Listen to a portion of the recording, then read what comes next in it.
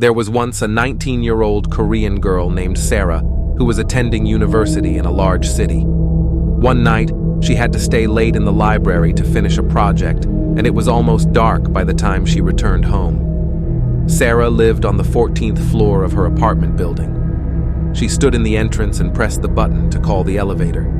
She always hated coming home alone so late in the evening. It just didn't feel safe. When the elevator came, she stepped inside and pushed the button for her floor.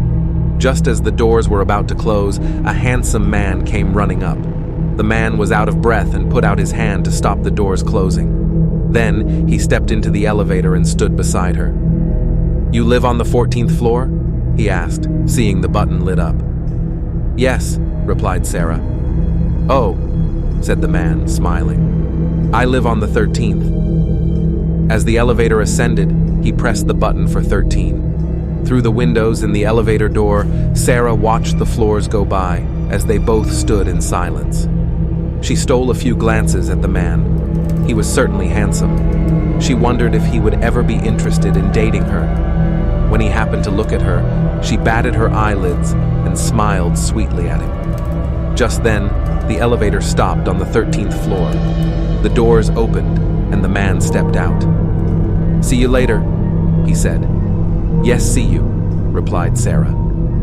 As the doors of the elevator were closing behind him, the man suddenly turned around, pulled a sharp knife out of his jacket and said, in a menacing voice, "Upstairs!"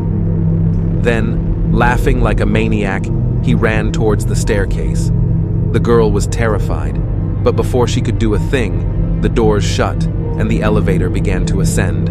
She began to panic.